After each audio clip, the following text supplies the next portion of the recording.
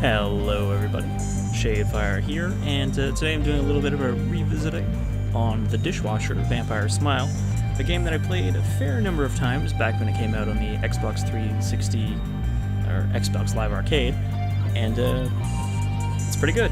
And a PC port came out about a month or two ago, so I figured I'd do a little video on it and kind of revisit it, because I would like to play through it again anyway. So I already did the first level, which is it's kind of a tutorial, and you can only play as one character. However, the rest of the game you get to pick between one of the two characters, and they both have their own slightly different story paths that don't change too much. But the main thing is they both have different weapon sets. Story mode, normal.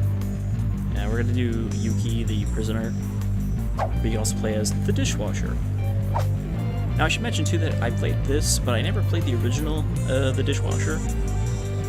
Mainly because I had never heard of it until this game came out, and I played this, and I really enjoyed this, but I feel like, based on the look of the Dishwasher, it's probably a inferior game, kind of mechanics-wise, because this game is very fluid.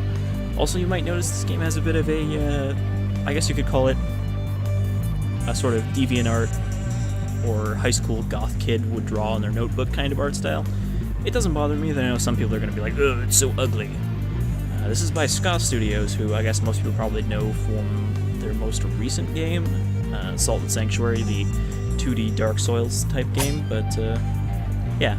I mainly want to do a video because I don't think enough people played this game, and I'd like to talk about it.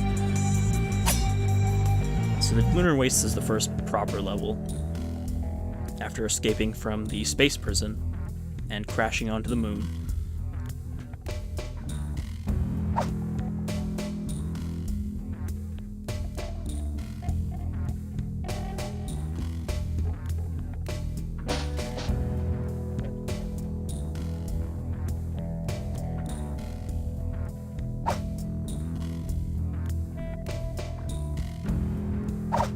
So yeah, you get your arm cut off by the boss in the first level, and now you have a chainsaw, which is your heavy attack.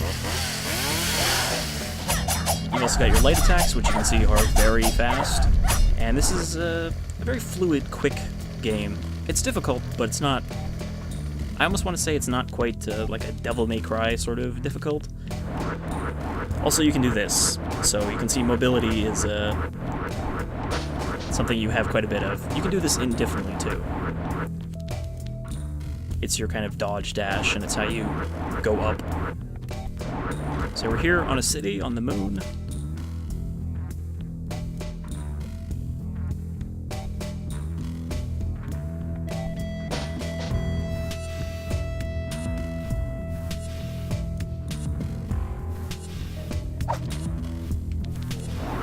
And Yuki has decided she's going to kill all of the people responsible for moon robot blood conspiracy. This game has a really weird story. You definitely probably won't understand it the first time you play the game, and I'm not completely sure I do, but I think I mostly get it. Alright, so healing items.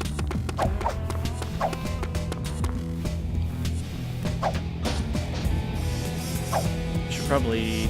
I don't have enough red things yet, but I should probably increase the damage on my main weapon.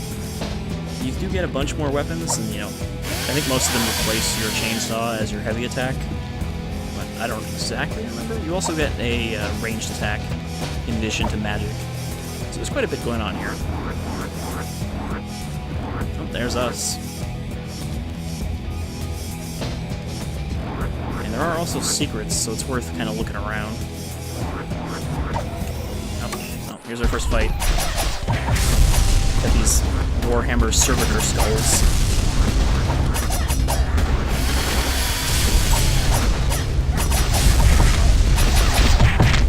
Obviously, dashing is important to not getting hit.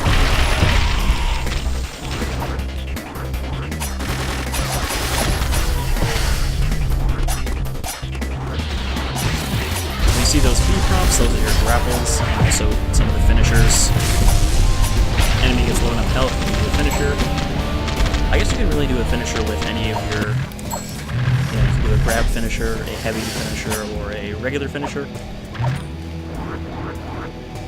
But yeah, when you see the B prompt, that's just a grab attack, which if they're not almost dead, we'll just toss them around when they're stunned or whatever. Okay, we could go down there. But first, let's go over here. Okay, we got one of the amps. I don't remember there being one here.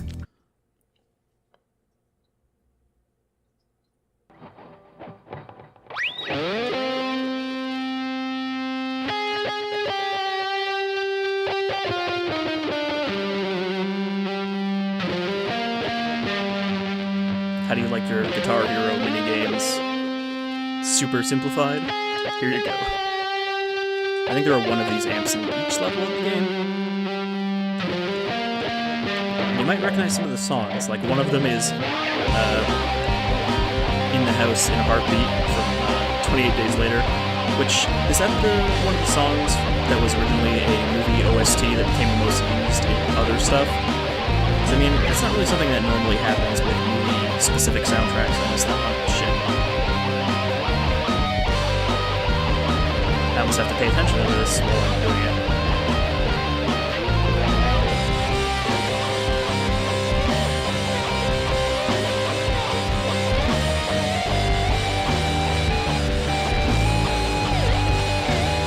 I actually can't remember if it's in the house in a heartbeat or in a house in a heartbeat. I think it's the, but I don't remember now.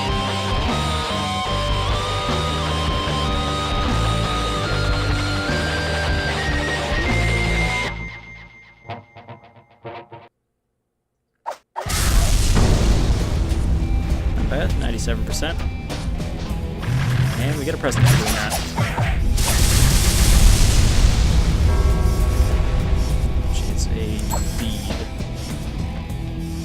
If I remember correctly, these beads all have little bonus effects when you equip them. If I can remember how to equip them.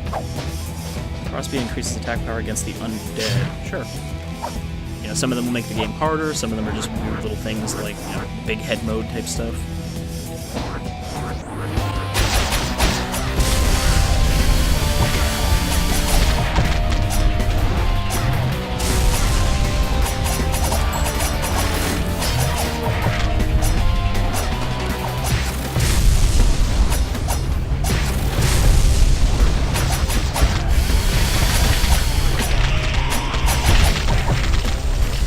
Yeah, the combat just feels really good in this.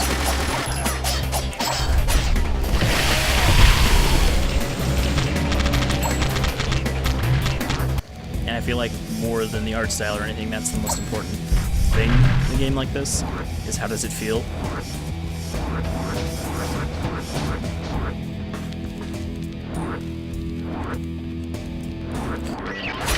there's the undead.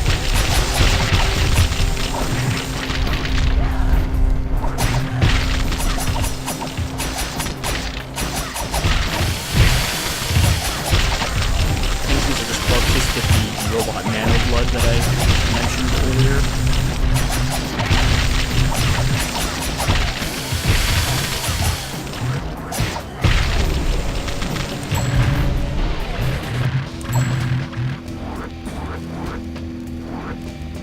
Now I could have kept going the other way, but I don't actually think there's a reason to, because I think that we need a key to get in there. So we gotta investigate around here first.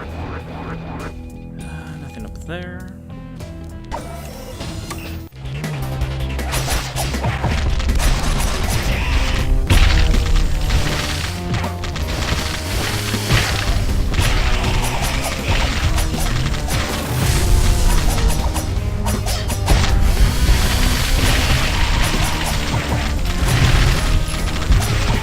I don't know if this looks any different from the Xbox version. I think that's the problem with Golden.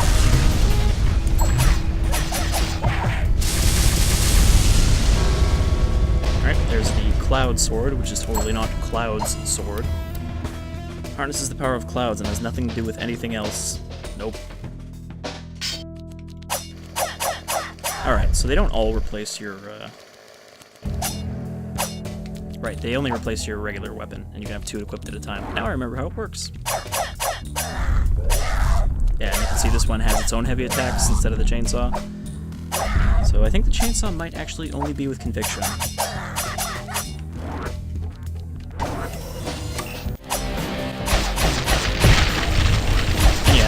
remember pretty much all of the weapons you get feel good. It's not like, oh, there's only 2 that you're going to use the whole game.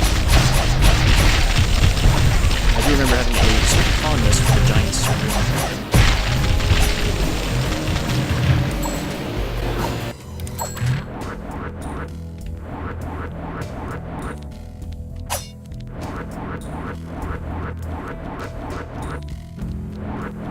Why walk when you can blood teleport?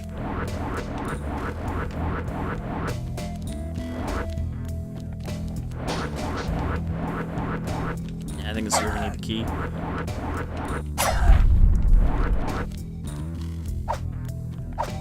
Also, like, you can jump, but aside from the first level, there's never really a reason to jump.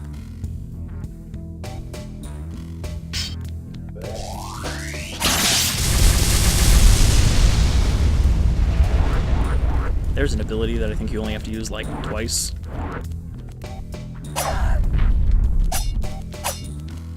I think that was mostly just to force us to get the sword.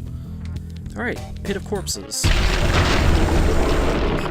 don't actually remember Goreface being the first boss here. I guess I'm thinking of the second level's boss.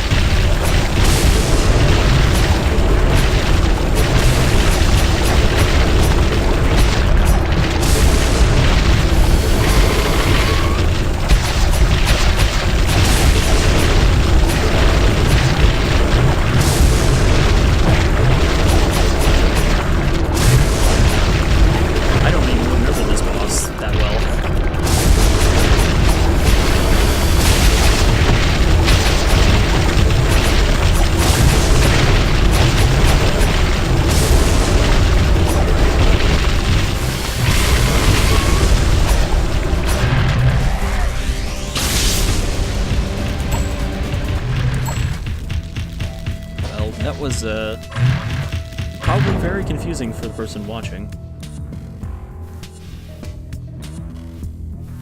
Yeah, I remember the next boss a lot better because he's harder.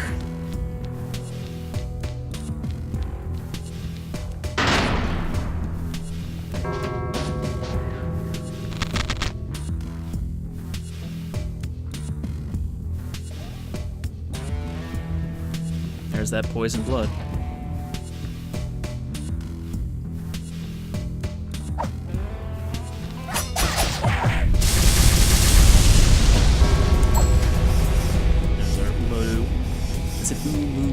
I guess it would be with all those umlauts. Those aren't umlauts. I'm just not gonna guess because I'm probably wrong, no matter what I guess. So yeah, that boss might have seemed kind of horrible because of all the screen shake and everything, but I don't remember any of the other ones being that.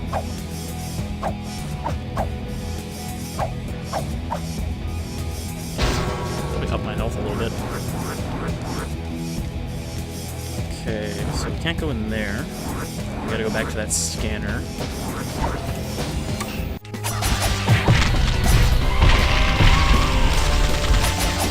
And that guy just killed himself, which these guys will do when they're low on health. Which I guess is better than being torn in half by her. Or have your throat ripped out or whatever it is she does. Oh, also you can do that, I forgot. You can just run up walls.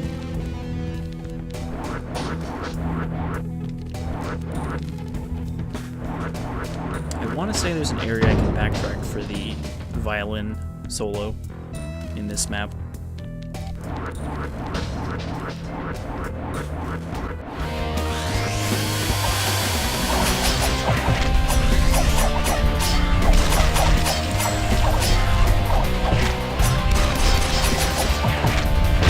Also, as you saw there, enemies do have friendly fire on each other.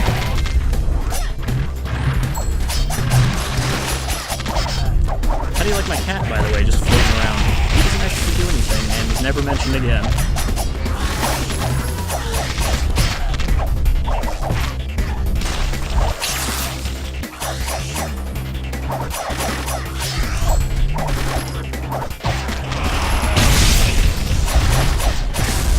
Also, all of the different weapons have different finishers for the different enemies, so that's pretty cool.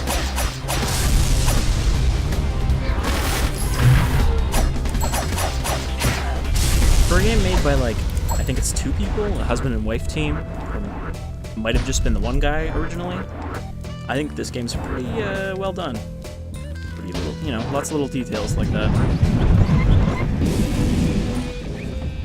Oh, also sometimes Yuki has these flashbacks to this, like, mental ward, where a horrible monster hunts her.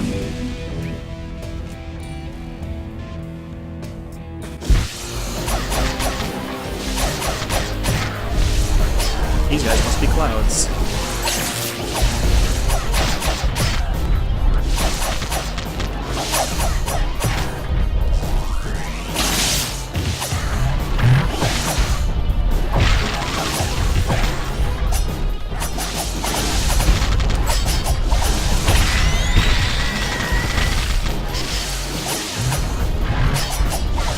I do wish you had some sort of block, just because enemies kind of do it a lot.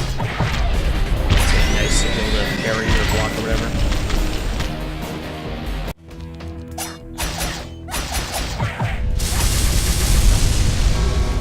There we go.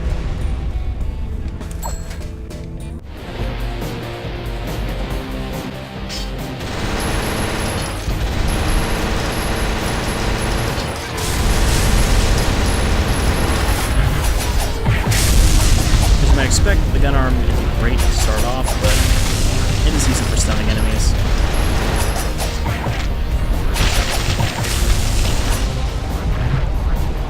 Especially like those suicide guys that respawn again.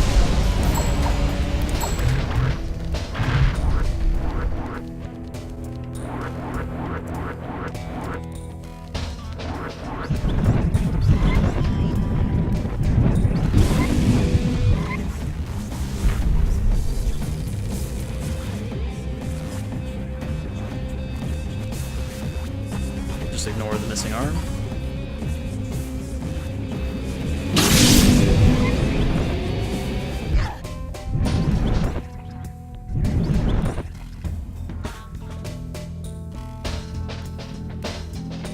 The nightmares make me stronger.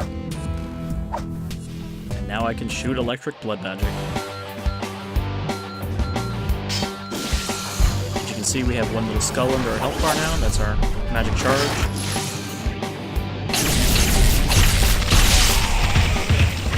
Pretty powerful.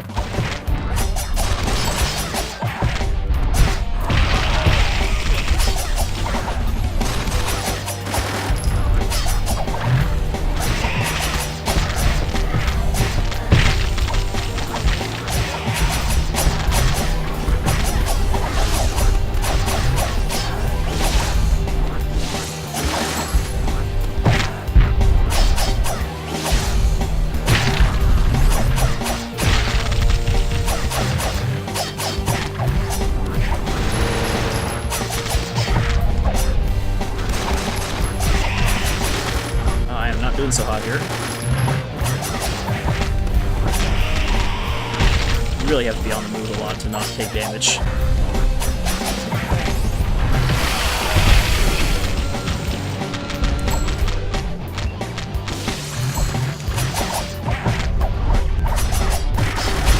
I did like a perfect dodge there, so I went a little bit slow-mo.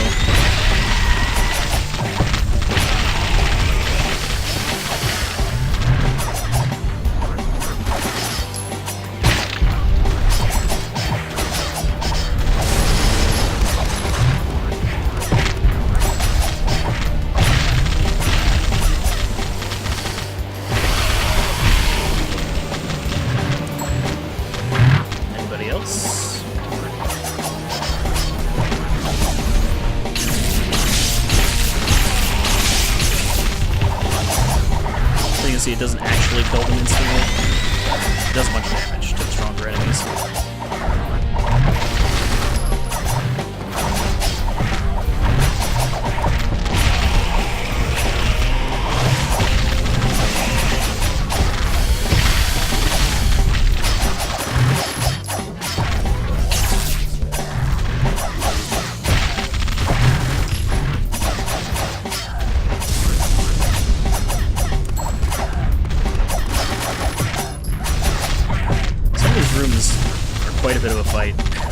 say there's a lot of guys in here.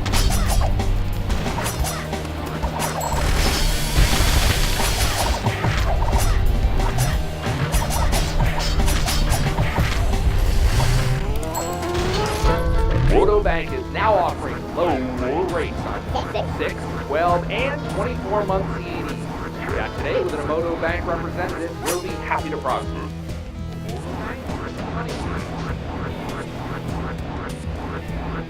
Actually, I think the boss I was thinking of is a few levels, not until after you kill the banker.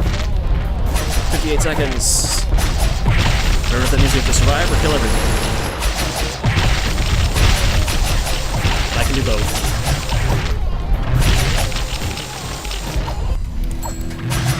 Alright, that was just a little mini challenge to get one of these beads. Or just some squid chips. Squiddle me diddle. Alright, I think we'll keep going to the end of this level.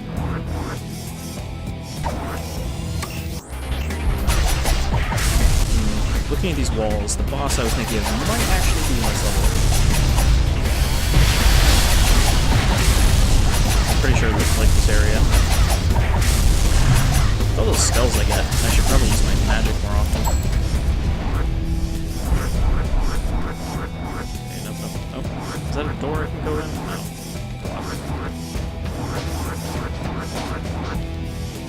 There's money tubes. Squid bead. What does my squid bead do? Squid bead increases grabbing attack damage. You grab me, squid, you. Alright, I think this might be the boss here. Yeah, this long hallway. This guy. I remember having a lot of trouble with him originally.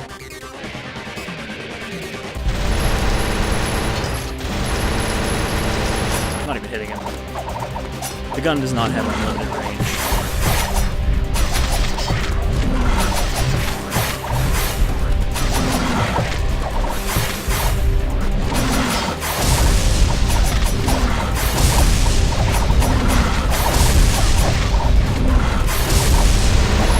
Mainly because these little guys get in the way.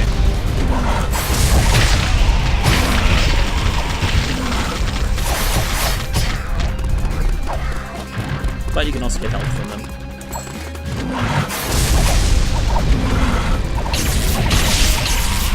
And as you might expect, the screen clearing attack doesn't actually do very much to the boss.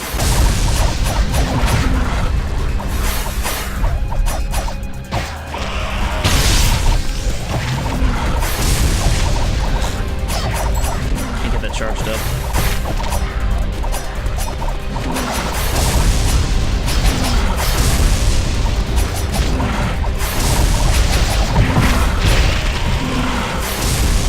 I think Conviction is actually better here just because it's faster.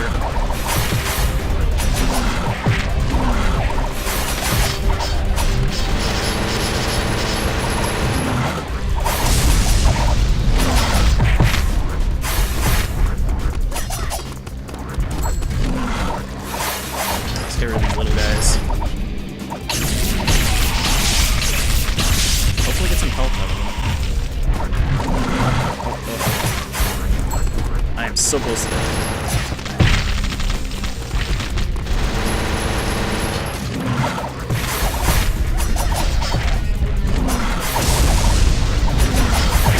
Nah, fuck. Had to get that hit on that guy. Alright. Oh, one death is not too bad to this guy. He is rather tough. Since there's not a lot of room to really dodge. I love his subtitle, Experimental Filth Machine.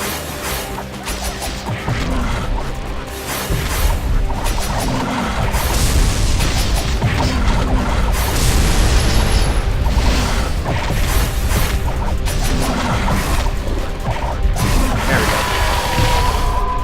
Wow, that did not very much to him.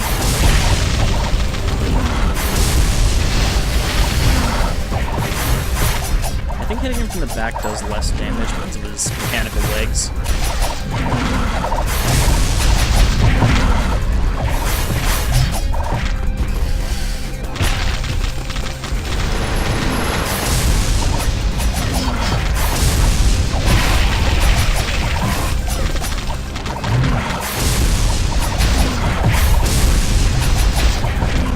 number now.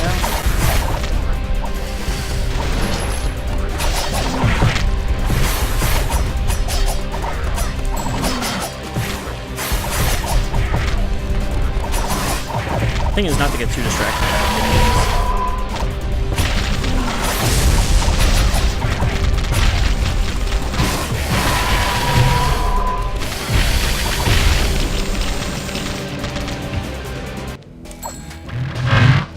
I had way more trouble with that guy the first time.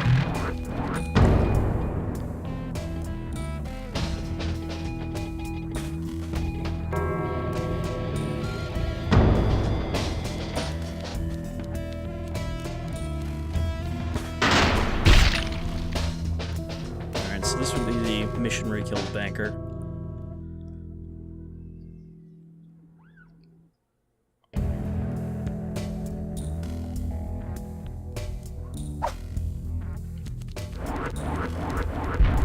I'm pretty sure this is the one where if we go back to where the last boss was, you can do a violent solo. Flower bead. Also, yeah, some of these beads don't do anything good for you. They, like, reduce your own health. Sure. And there's no penalty for using them, so it's not like, oh, you're doing something that benefits you, so... Yeah, you can't break this from the side. I think that's actually how we get out of the bank after we kill them.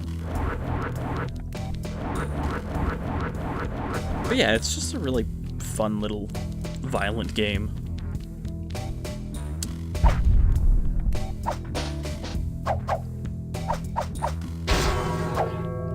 It's generally worth it to go with your main sword before your extra weapons.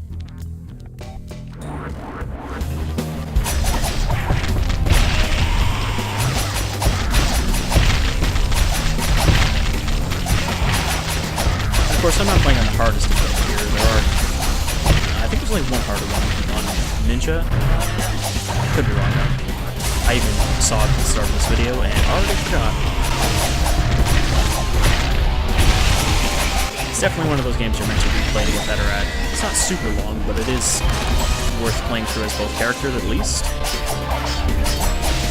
And if I remember correctly, it also does have co-op.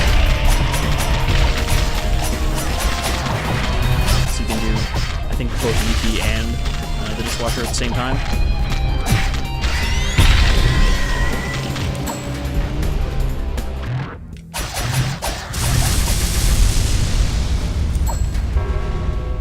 And there's the new weapon.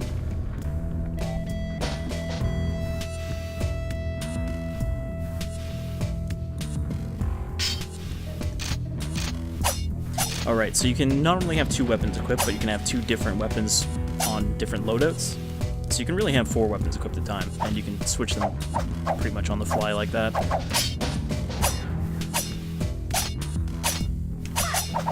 And yeah, the Kama is even faster than the Conviction. You can kind of just air combo with it, like, indefinitely. And not all weapons have a heavy attack for them. You know, only the bigger weapons like the syringe and the cloud sword will have a heavy and a light attack. And yeah, I think that's a pretty good look at what the Dishwasher Vampire Smile is. You definitely don't need any knowledge of the previous game, especially since this game flashes back to it a couple times in ways that kind of explain stuff. Like how I'm pretty sure you have to fight Yuki here as one of the last bosses in the first game, and she gets sort of killed and revived as this very angry young lady thing. But yeah, it's a pretty fun game, and I want to say it's $15 on Steam now. Might be less than that. I don't remember, but you know, if you're into these kind of fast-paced, side-scrolling character action games, would you still call it a character action game if it's 2D? I don't know. But, you know, stuff like Icy and Dust and Elysian Tale and stuff like that, then I'd say definitely give this a shot now that it's on PC. However many years it took for this to get a port, but it seems like you know, this year and last year, we're kind of living in the age of the porting old shit to PC, you know, with Sega porting stuff like Valkyria Chronicles and, you know, Vanquish and Bayonetta just coming out a couple months ago. So, I'm all for porting games that weren't on PC before to PC. Because, you know, PC should really be a endless library of gaming's history. Anyhow, I've been Shadefire, this is the Dishwasher Vampire Smile, and I hope you'll all join me again for some more stuff, some more revisitations, because, you know, we got those 2 Platinum ports to check out, both of which I bought as soon as they came out. Till then, take care, folks.